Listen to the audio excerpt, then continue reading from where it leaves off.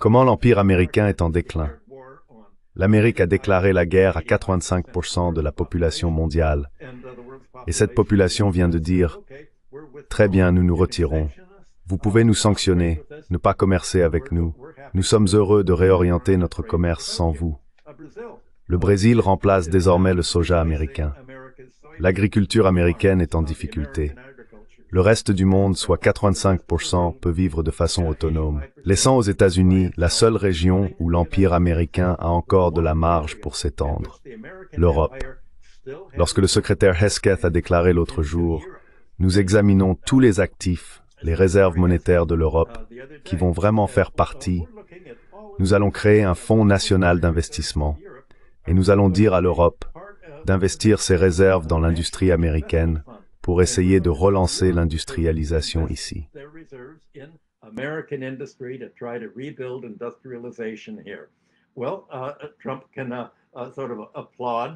Eh bien, Trump peut en quelque sorte applaudir et dire que c'est une idée merveilleuse. Laissez-les essayer de faire cela. Mais bien sûr, il n'est pas possible de rétablir la viabilité industrielle aux États-Unis pour les raisons que nous avons déjà évoquées. L'Amérique n'est plus un pays capitaliste industriel. C'est un pays capitaliste financier, et la finance n'a absolument aucun intérêt à industrialiser l'économie comme moyen de s'enrichir. Alors qu'on peut s'enrichir beaucoup plus rapidement par la recherche de rente, l'ingénierie financière, en endettant les 90% les moins riches de l'économie au profit des 10% les plus riches, en obtenant des monopoles, notamment dans les technologies de l'information et les puces informatiques.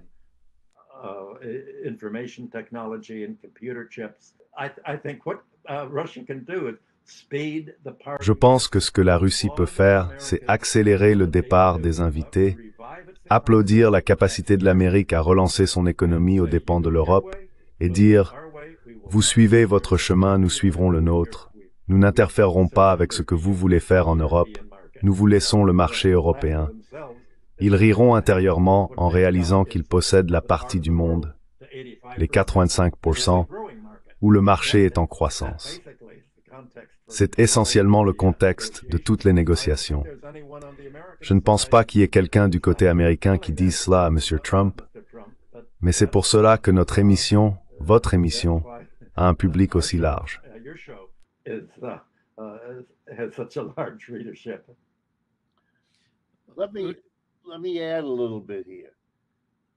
Permettez-moi d'ajouter quelque chose ici.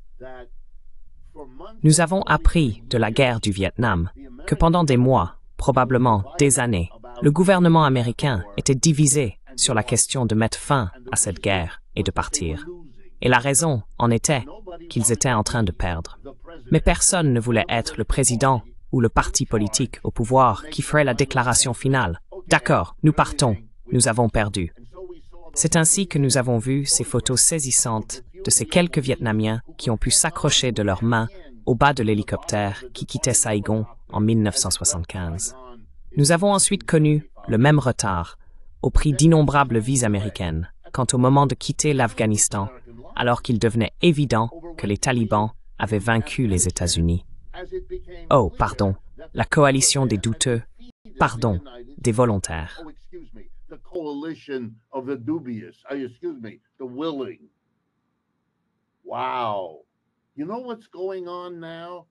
Wow. Vous savez ce qui se passe en ce moment?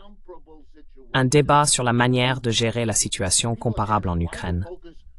Les gens demandent pourquoi on se concentre sur un cessez-le-feu. Parce qu'un cessez-le-feu, juste un mot, est bien moins douloureux qu'une défaite. Et on peut dire, nous avons obtenu un cessez-le-feu. Ensuite, on peut le présenter comme si on l'avait imposé à l'autre camp, et tout le reste. Ce serait merveilleux pour les Européens, un nom qui ont tellement peur de leur propre population. Demandez-vous ce qu'il adviendra de la masse des Européens s'ils doivent assister, au cours des 6 prochains mois ou de l'année à venir, à la défaite finale de l'armée ukrainienne, qui n'est plus qu'une coquille vide. Ceux qui ont été critiques depuis le début ne manqueront pas d'agiter le doigt et de dire « Nous aurions pu éviter cette guerre dès le départ. »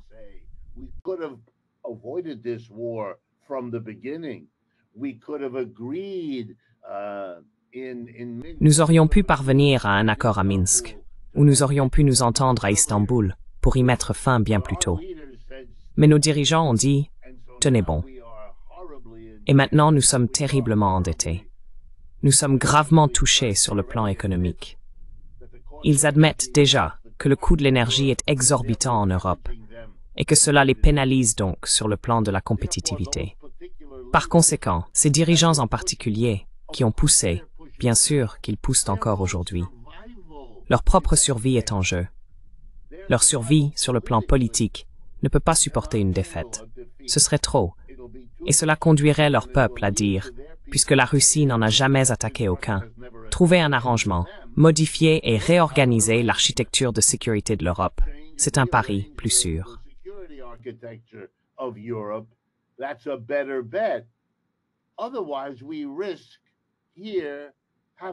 Sinon, nous risquons de voir se produire ici ce qu'ils viennent de subir dans leur pays d'Ukraine, horriblement dévasté.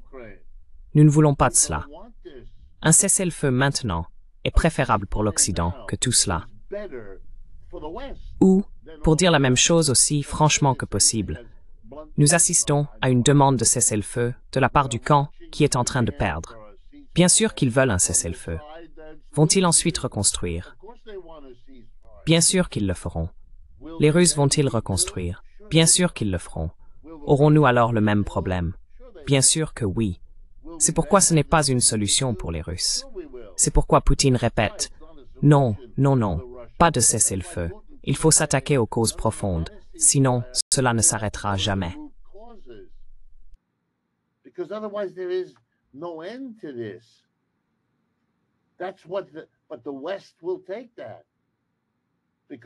Mais l'Occident acceptera cela parce qu'il est confronté à la situation suivante. Nous avons perdu. Nous devons accepter un cessez-le-feu ou repousser le problème. Et compte tenu du courage des dirigeants européens et américains, repousser le problème serait mon premier pari. Dernier point. Voici un accord que M. Poutine pourrait proposer. Offrir à l'Occident un cessez-le-feu, mais l'entourer de réserves, de conditions, d'exemptions, afin qu'il serve les intérêts russes. De cette façon, M. Trump pourrait sauver la face. J'ai obtenu un cessez-le-feu, et les Russes pourraient réaliser 90% de ce qu'ils avaient prévu de faire. Est-ce possible? Je ne suis pas un expert militaire, et j'ignore quelles sont les conventions diplomatiques en la matière. Mais ce ne serait pas la première fois que, entre les parties publiques et secrètes d'un accord, de telles choses soient convenues. Cela s'est déjà produit. Cela pourrait se reproduire.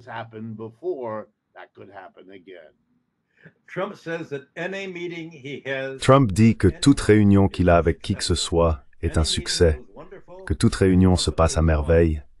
Et Trump est quelqu'un, comment va-t-il expliquer cela? Eh bien, vous avez mentionné que ce dont la Russie veut parler, ce sont les causes. Trump peut trouver un certain refuge en disant « Nous avons parlé du contexte général et de la manière dont nous pouvons régler bien plus que l'Ukraine. Nous pouvons régler l'ensemble de la relation entre l'Amérique et la Russie, et peut-être même entre l'Amérique, l'OTAN et la Russie. » Mais la deuxième réunion qui va avoir lieu, et je suis sûr que cela va être évoqué aujourd'hui, est un avertissement.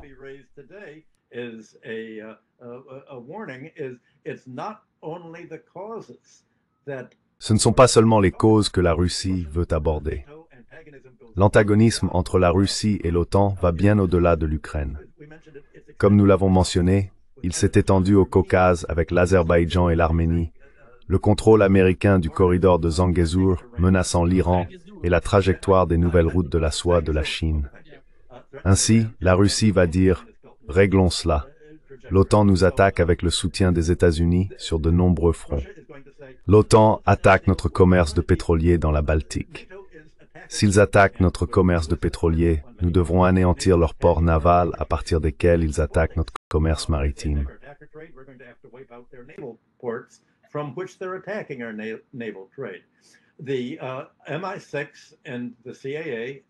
Le MI6 et la CIA, apparemment, se livrent à des actes de terrorisme contre les pétroliers russes en y attachant des bombes.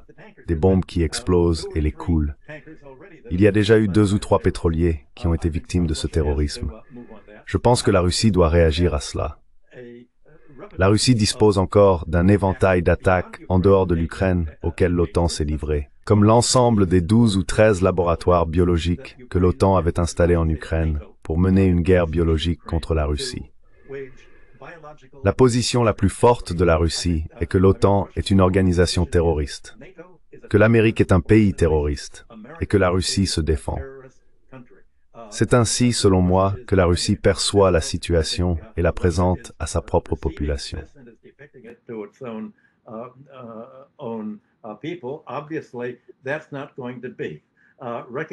Évidemment, cela ne sera pas reconnu lors de la réunion, mais je suis sûr que la Russie va évoquer le fait que, pour résoudre la crise que Trump qualifie de « l'Ukraine n'est qu'une arène », la véritable crise concerne toute l'orientation de la politique américaine visant à démanteler la Russie depuis la catastrophe des années 1990. C'est vraiment cela, la vision d'ensemble. La question est de savoir comment ils peuvent communiquer cette vision d'ensemble à l'Occident, alors qu'aucun média occidental, ni le Congrès, ni les politiciens, n'agissent pour expliquer ou familiariser l'Occident avec les sujets dont Richard et moi avons parlé jusqu'à présent, et dont, je pense, tous vos autres invités parlent depuis plusieurs mois.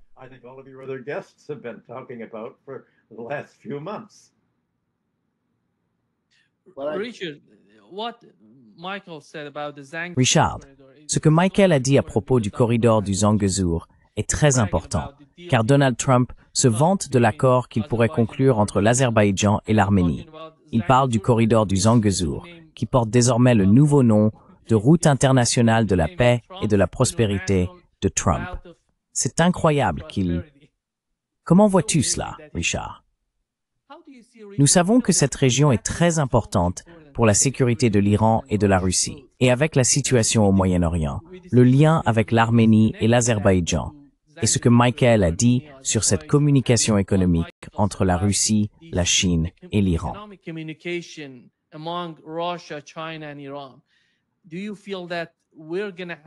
Pensez-vous que nous allons avoir le même type de conflit, d'une manière similaire à ce qui se passe en Ukraine, ou est-ce que ce sera différent d'une certaine façon?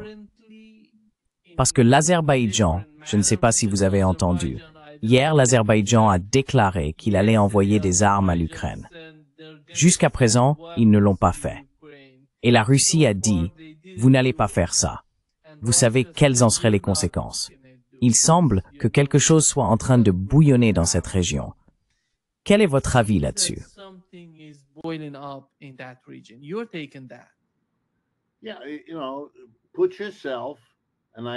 Mettez-vous à la place des États-Unis, et je demande à votre public d'en faire autant. Mettez-vous dans la position suivante. Que ferions-nous en tant que nation si nous pouvions enfin admettre que l'Empire est terminé? Que ferions-nous? Quand on regarde, vous savez, au cours des 6 derniers mois, la Chine a installé plus de capacités solaires que le reste du monde réuni sur la même période. C'est un énième exemple. Combien en faut-il? Ils produisent les meilleurs véhicules électriques, les moins chers de la planète. Ils sont en train de résoudre leurs problèmes de pollution, et grâce à leur utilisation de l'énergie solaire, ils n'auront plus à se soucier des combustibles fossiles à l'avenir. Ils ne vont plus les utiliser. Cela va devenir un problème pour l'Occident, qui va continuer à prendre du retard sur les nouvelles technologies.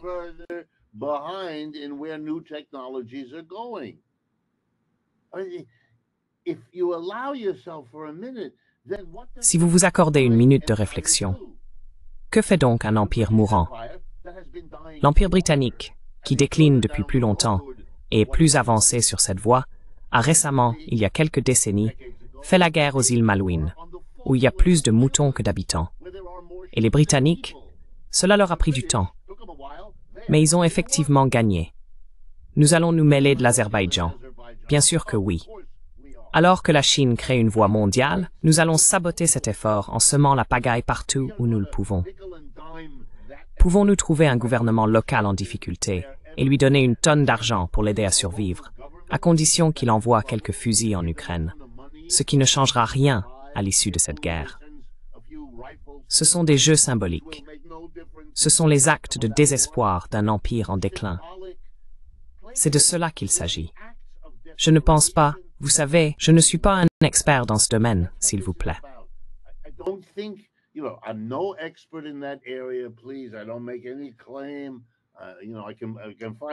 Je ne fais aucune affirmation. Vous savez, je peux la trouver sur la carte, et pas beaucoup plus que ça. Mais pour moi, ce sont des signes, encore et encore. L'Europe est finie. Ils doivent trouver un moyen de surmonter leur désunion. Il n'y a aucun signe de cela. Ils doivent trouver un moyen de rattraper la nouvelle technologie du monde, qui vient de la Chine et encore des États-Unis. Et ils ne le font pas. Où sont-ils? Où est leur avenir? Nulle part. Ils essayent désespérément de s'accrocher.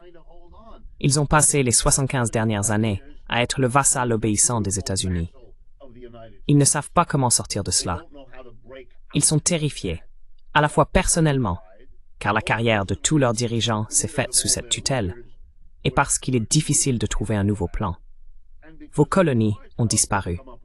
Votre position sociale dans le monde a disparu. Your social position in the world is gone.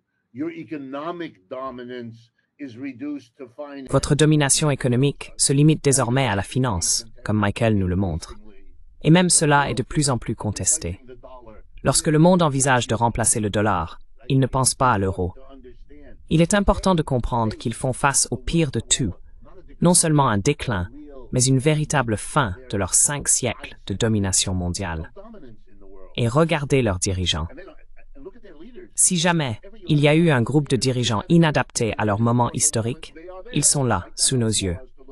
Et M. Xi Jinping, M. Modi et M. Poutine, ils surfent simplement sur la vague montante et profitent du voyage, tout comme les Européens ont profité de leur ascension, tout comme les Américains l'ont fait. Je pense que c'est ainsi qu'il faut comprendre tout cela, la guerre en Ukraine et tout le reste.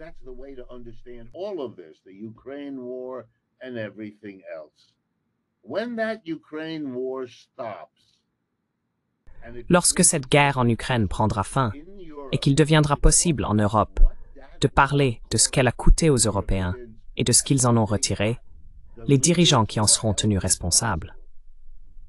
Regardez, il est difficile pour Tony Blair de se déplacer en Angleterre.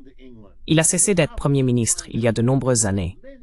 Mais ce dont on se souvient, c'est qu'il a menti à maintes reprises pour justifier la participation de l'Angleterre. Même mineur, à l'invasion de l'Irak, il répétait « armes de destruction massive » sans rien savoir. Il s'est appuyé sur les services de renseignement britanniques qui soit ne savaient rien, soit ne lui ont rien dit, et je ne sais pas ce qui est pire. Il n'est pas bien vu.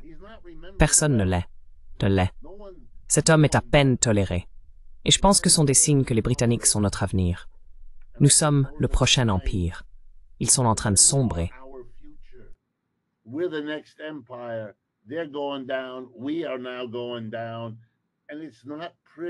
Nous sommes en train de décliner. Et ce n'est pas beau à voir. Et quand on décline, plus que jamais, on a besoin du symbole qui dit « Oh non, vous êtes encore forts ici ». Et si je peux conclure, c'est ça, Donald Trump. C'est le meneur de claque. Je suis puissant. Je peux frapper le monde avec des droits de douane. Je peux frapper les méchants avec des sanctions. C'est moi qui déciderai. Je l'ai entendu ce matin. S'il n'obtient pas la bonne réponse lorsqu'il rencontrera monsieur Poutine en Alaska, eh bien vous savez, il dira que ce n'est pas suffisant. Et la réunion prendra fin. Regardez la façon dont cet homme parle. Il parle comme s'il était le chef. Il n'est pas le chef. Mais il offre au peuple américain le spectacle du chef. Et quand on ne peut pas être la réalité, se tourner vers la réplique théâtrale est très séduisant.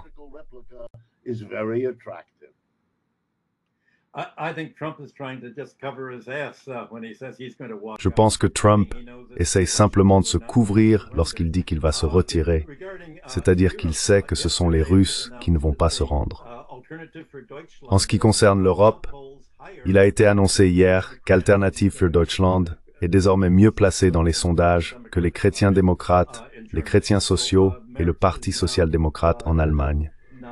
Ainsi, Merz a maintenant été essentiellement rejeté par le public allemand. Mais les États-Unis ne disposent plus que d'un seul levier diplomatique, une seule arme, et c'est leur capacité à perturber. C'est ce que Trump utilisait avec ses tarifs douaniers. Il peut perturber d'autres pays s'ils n'acceptent pas, à court terme, de vivre et d'accepter ce que Trump propose. À court terme, éviter le chômage, éviter une perturbation du commerce, car ils ne peuvent vraiment pas envisager le long terme.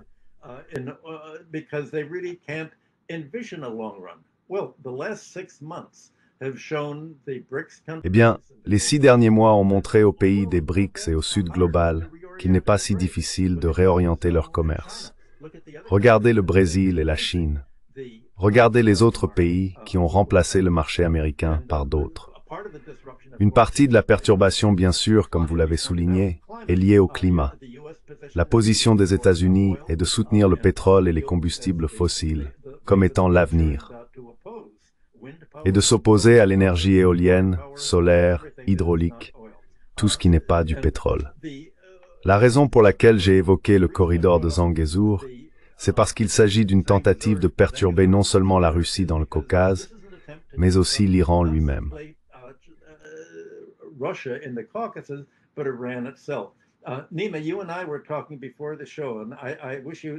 Nima, toi et moi parlions avant l'émission, et j'aimerais que tu expliques ce que tu m'as expliqué sur le rôle de l'Azerbaïdjan en Iran.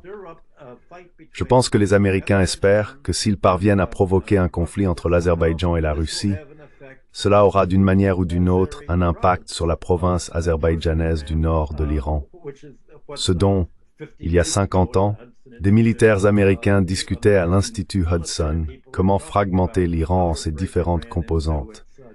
Quelle est selon toi la relation entre l'Azerbaïdjan, la Russie et l'Iran?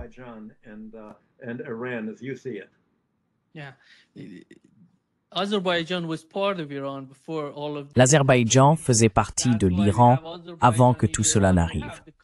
C'est pourquoi il y a un Azerbaïdjan en Iran et qu'il existe le pays appelé Azerbaïdjan.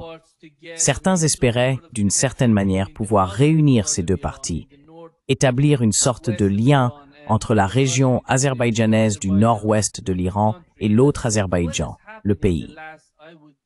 Mais ce qui s'est passé au cours des 20 dernières années, ou des 10 dernières années, c'est que le conflit auquel l'Iran était confronté et le comportement de l'Azerbaïdjan, surtout récemment avec l'attaque israélienne contre l'Iran, avec Israël se rendant en Azerbaïdjan puis attaquant l'Iran, ont changé la donne.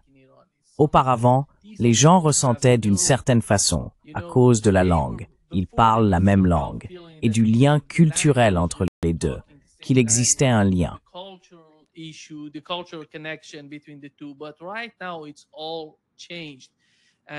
Mais en ce moment, tout a changé. Et je ne sais pas si les gens aux États-Unis, ces décideurs politiques, comprennent ce qui se passe en Iran. C'est une sorte, je dirais, d'unité. L'unité vient de l'intérieur de la société. En Iran, beaucoup de gens supposent que personne ne sait. Beaucoup de gens ne savent pas ce qui se passe en Iran. C'est une sorte d'arc-en-ciel. Il y a des Azéris, des Kurdes, des Lors, des Persans, tous ensemble depuis des siècles, des milliers d'années. Ils vivent ensemble. Et beaucoup de gens ignorent qu'il y a beaucoup de Juifs en Iran. Vous savez, tout cela m'étonne. Quand je parle avec des gens, ils ont l'impression que l'Iran, d'une certaine manière, c'est uniquement politique.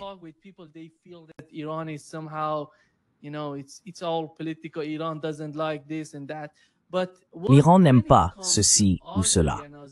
Mais lorsqu'il s'agit des Azéris et de l'Azerbaïdjan, Michael, je pense que la principale préoccupation de l'Iran est la sécurité et la connexion entre l'Iran, la Russie et la Chine. Parce que l'Iran a également mis en garde l'Arménie en disant « vous allez dans cette direction, vous allez nous déconnecter de la Russie et de la Chine, vous allez rencontrer beaucoup de problèmes, nous allons nous en prendre à vous, nous allons vous parler différemment ». Et il me semble que d'une certaine manière, l'administration Trump pense pouvoir faire quelque chose dans cette région. Mais il ne s'agit pas seulement de l'Iran. Il s'agit, comme vous l'avez mentionné, de l'Iran, de la Chine et de la Russie.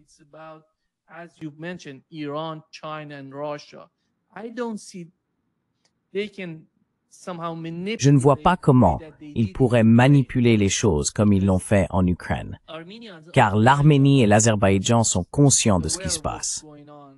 La Russie discute avec l'Azerbaïdjan et l'Iran communique avec les deux, l'Azerbaïdjan et l'Arménie. Si vous allez dans cette direction, nous allons vous apprendre à vous comporter, car nous voulons une meilleure relation avec vous. C'est ainsi que je perçois la situation dans cette région. Et ta compréhension pourrait être utile, Michael, en ce qui concerne ta vision des enjeux économiques et des liens entre les pays, qui détermineront en fin de compte la sécurité de la région.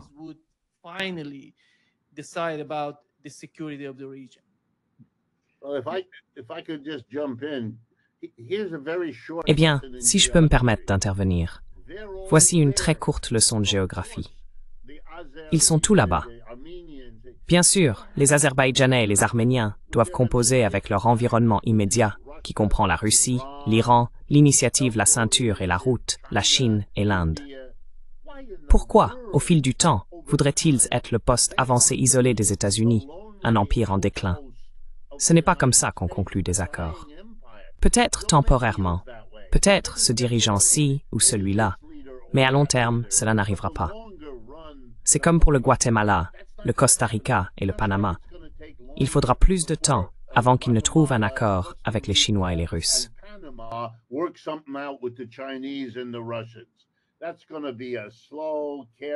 Cela va être un processus lent et prudent, car ils doivent gérer leur énorme vulnérabilité face aux États-Unis, tout comme le Mexique et le Canada.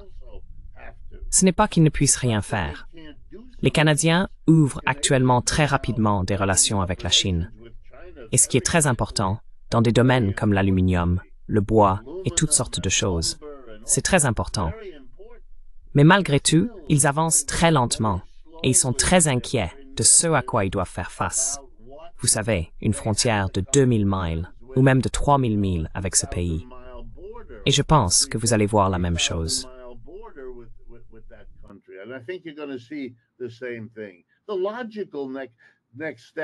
La prochaine étape logique pour les pays du Caucase est soit de s'allier aux BRICS, ce que certains font déjà, soit de devenir l'un de ces pays qui jouent sur les deux tableaux, l'empire déclinant et l'empire montant, l'un contre l'autre. Nous sommes amis avec tout le monde. La prochaine délégation que nous enverrons pour aider à construire une voie ferrée dans notre pays, nous l'enverrons à Londres et à New York. Mais au lieu de rentrer chez elle après cela, elle ira directement à New Delhi ou à Pékin. Et qui va nous proposer la meilleure offre? J'ai déjà remarqué et suivi, en raison de mon intérêt pour l'Afrique, que de nombreuses voies ferrées en construction sur le continent sont désormais réalisées par les Chinois.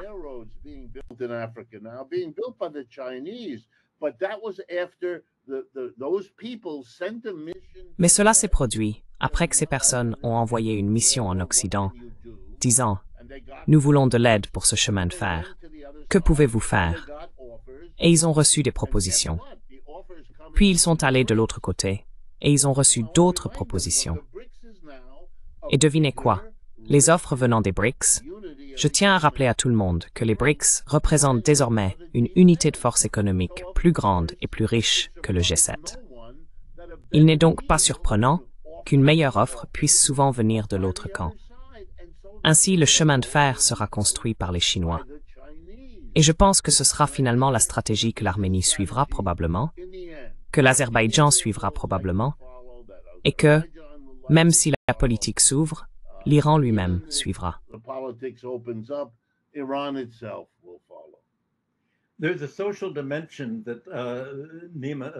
Il y a une dimension sociale à laquelle Nima Al-Khorshid a fait allusion et qui explique l'incapacité de l'Occident à comprendre ce qui se passe. L'Occident a toujours été profondément raciste. Les responsables politiques américains ne peuvent pas imaginer une société multiethnique. Trump a pratiquement déclaré la guerre aux immigrés. Toute l'histoire américaine a été une lutte contre la population autochtone, y compris mes ancêtres de la tribu Chippewa. L'ensemble du colonialisme occidental a été raciste, et la dernière chose qu'il pourrait même concevoir, c'est une société multiethnique. La Russie est une société multiethnique et multireligieuse. society and multi-religious. Iran is multi-ethnic. L'Iran est multiethnique et j'ai connu de nombreux dirigeants juifs iraniens qui occupent des postes importants en Iran. Ils n'ont aucun problème avec le fait d'être multiethnique. C'est l'Occident qui essaye de jouer la carte raciale, d'exploiter les divisions ethniques, de semer la discorde et d'interférer avec le tissu multiethnique du reste du monde. Et je dois dire que c'est exactement ce que représente le christianisme romain. Il s'agit de détester les personnes qui ne font pas partie de votre groupe. C'est ce qui a poussé l'Église romaine à se séparer de l'Église chrétienne orthodoxe de Constantinople et de l'Orient, ainsi que des 5 autres patriarcats. En gros, les Romains ont déclaré que toute population qui ne fait pas partie de leur religion est l'ennemi.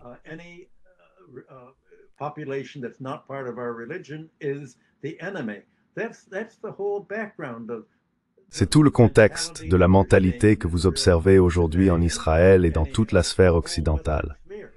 Ils ne comprennent pas le reste du monde. D'une certaine manière, cette intolérance à la multiethnicité est un facteur de cohésion pour organiser le reste du monde en disant « Nous pouvons travailler ensemble. Les seuls avec qui nous ne pouvons pas travailler, ce sont les Occidentaux, qui ne nous acceptent pas parce que nous ne sommes pas de leur ethnie, nous ne sommes pas de leur religion, et ils ont déclaré une guerre religieuse et presque ethnique. C'est toute l'histoire de l'Empire britannique, de l'Empire français, de l'Empire allemand, de l'Empire américain et de tout l'Occident depuis le Moyen Âge.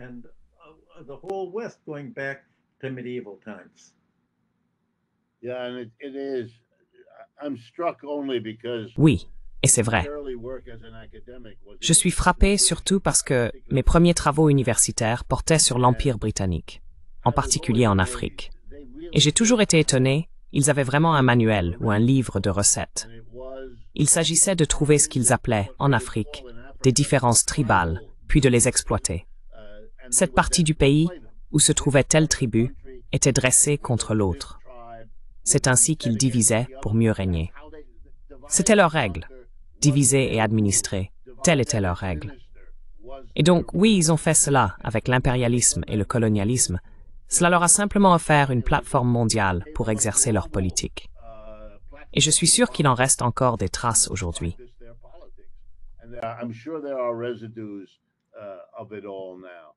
Mais l'Ukraine est un résidu de...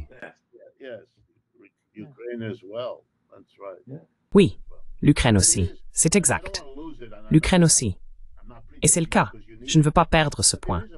Je ne vous fais pas la leçon parce que vous en auriez besoin, mais il y a une part de tout cela qui est indicible. Et pourtant, nous devons en parler. Le peuple ukrainien a été sacrifié ici. Vous avez vu les États-Unis, les Européens, les Russes et les dirigeants ukrainiens collaborer pour ravager ce pays. Écoutez, voici la seule chose que l'on puisse dire contre cela. Même si je sais que les gens ne voudront pas l'entendre. Au moins, les Russes n'ont pas fait à l'Ukraine ce que les Israéliens ont fait à Gaza.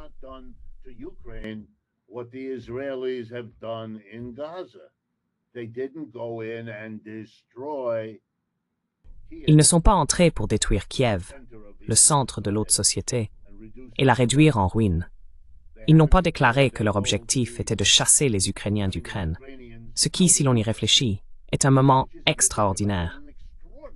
Parce que nous regardons constamment la guerre en Ukraine à travers le prisme de l'histoire de Gaza, comme si chacune servait de lentille pour observer l'autre.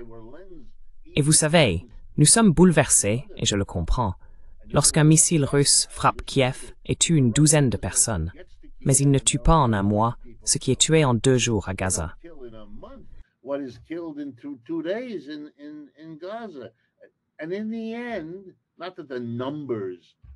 Et au final, même si les chiffres ne sont pas essentiels, l'ampleur de ce qui se passe envoie un message au monde entier sur la vulnérabilité à laquelle nous faisons face en tant qu'espèce, sur le fait que certains d'entre nous puissent faire ce que nous faisons.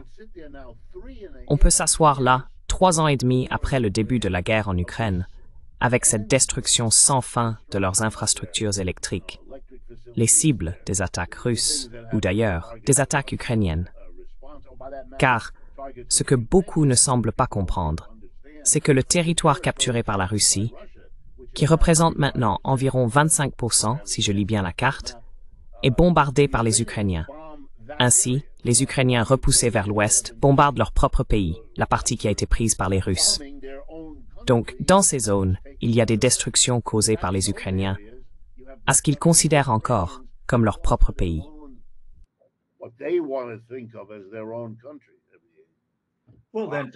Eh bien alors pour les Ukrainiens, les russophones sont Gaza. Et pour l'Amérique, tout le reste, 85% du reste du monde, c'est Gaza.